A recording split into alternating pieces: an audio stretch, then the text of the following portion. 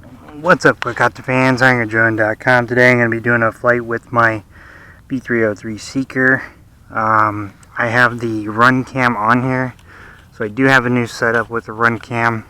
If you see here, I'm using the WLToys G2D gimbal mount with bushings, and then I have Velcro strapped to the bottom, and then a Velcro strap around the RunCam here. So hopefully this will give us a nice, tight, Jello-free flight and video. I did notice that even just Velcroing this directly to the bottom, and I believe I had it held up with rubber bands, I got a fairly decent video from the V303 Seeker with this setup. So now with this mount on here, it should be even better. So go ahead and arm the motors. Compass has already been calibrated. Go ahead and take off. Very little wind today, so we should have a nice smooth flight. We'll just go ahead and check everything out, make sure it's working correctly. As you can see, the RunCam's there on the bottom. The motors seem to be blowing nice. A little bit of a drift to the right. I'm going to have to trim that up. The wind is blowing in from the left of this video.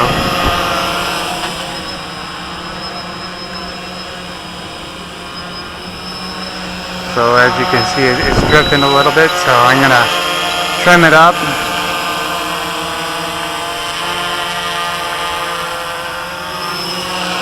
So it keeps drifting a little bit to that side. So looks like we got the drift out of there, so we'll go ahead and take this out for a flight.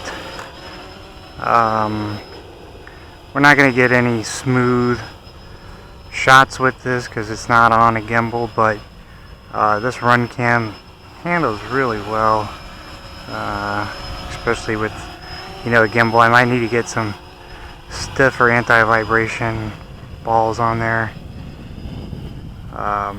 But we'll see how the video comes out. So this will be the first test flight with this setup. I just wanted to try it out one time, see how it looked, and then come up with a more permanent solution. I did have to take the WLToys G2D gimbal apart in order to get this setup on here.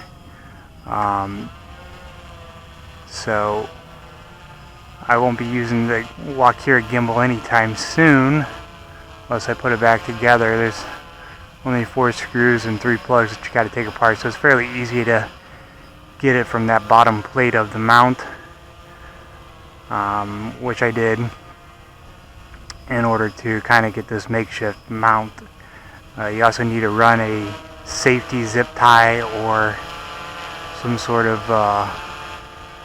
clip on the bottom between 2 boards, because if the bottom board comes out, mounting board from the top board, because it's only held together by those anti-vibration balls, it can cause your camera to drop from the sky. So handling good range today with the V303.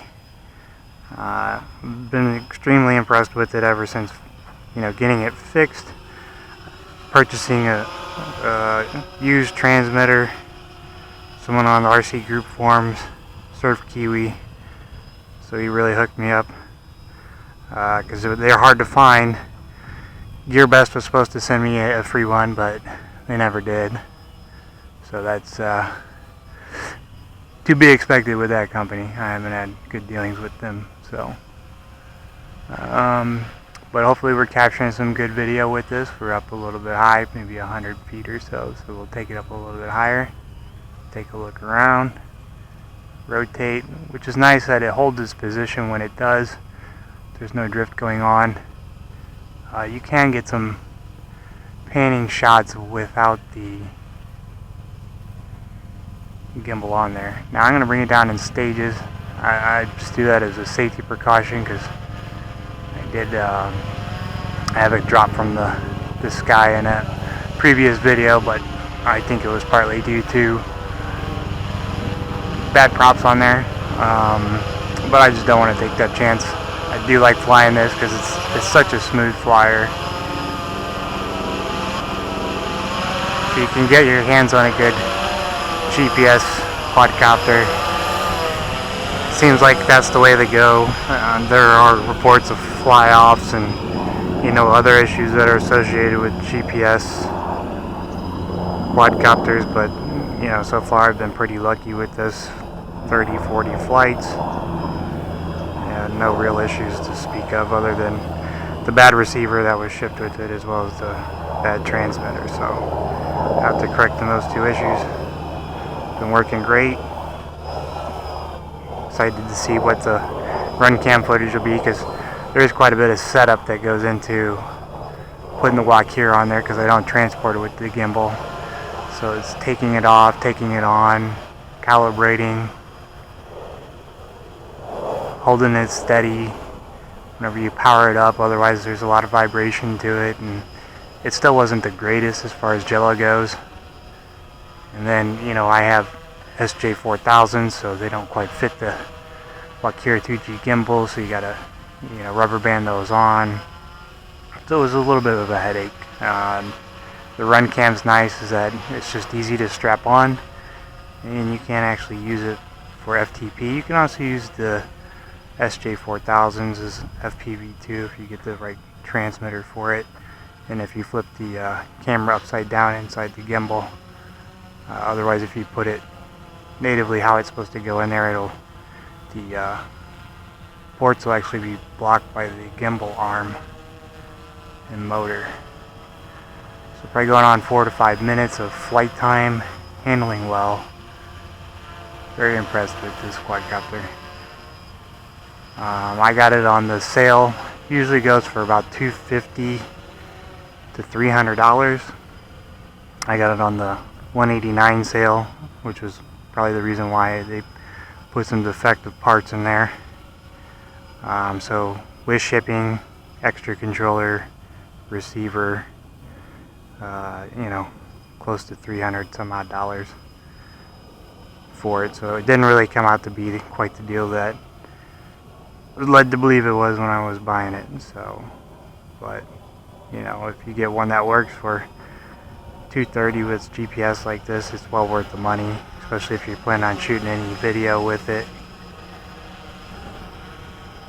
because it handles so well. So we'll fly it over here into the next field.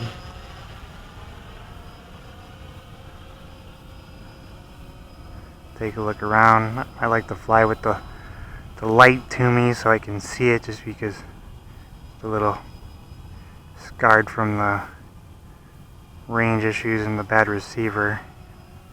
Whenever it loses binding with the transmitter, it will go red in the back and go into a weird return to home mode.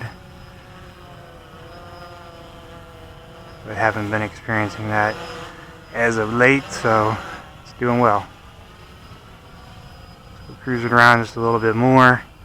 So this is just kind of a test flight to get an idea of what the video quality is going to be like with this RunCam on this setup, since I will be able to kind of swap it out with ease and change it between multiple different quadcopters and hexacopters when I'm flying.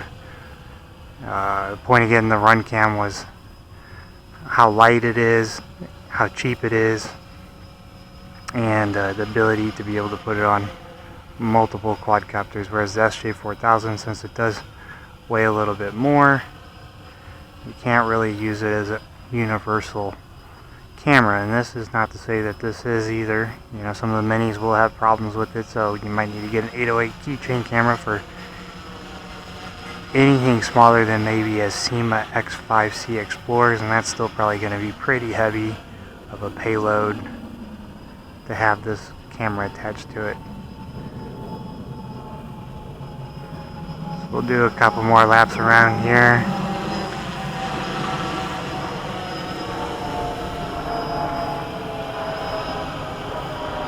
Just checking it out. We'll let it sit steady. We'll see what kind of video we get from that. I've seen people use the RunCam on this quadcopter with the credit card mount, hanging 2 credit cards from zip ties with this strap to the bottom. It was somewhat Jello free, but it wasn't very stable, the video. I didn't personally think it looked that great, but for a homemade mount, not bad at all. So luckily I have the Wakira mounting brackets, so I was able to make this mount out of it. And the V303, I mean, there's a lot of vibration that goes with this quadcopter, so it does cause Jello. I haven't been able to successfully just mount it with anything else, with SJ4000s or any other cameras. I'm getting no Jello out of it. Even though it will hold this position, it does have quite a bit of vibration to it.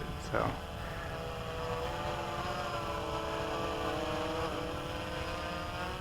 we'll go ahead and take it up one last time. Get an aerial shot.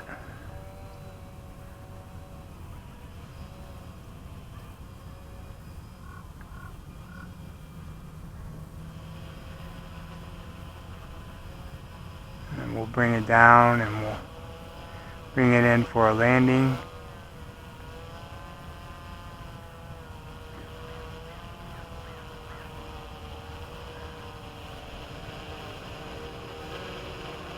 So we didn't get it up too high, maybe 100 and some odd feet.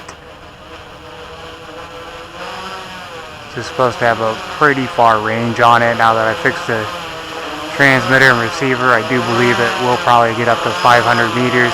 Could be a possibility. It does have the return home function, so you can hear that it's pretty loud. Take a look at all the motors, make sure they're all spinning correctly. Investigate this drift a little bit.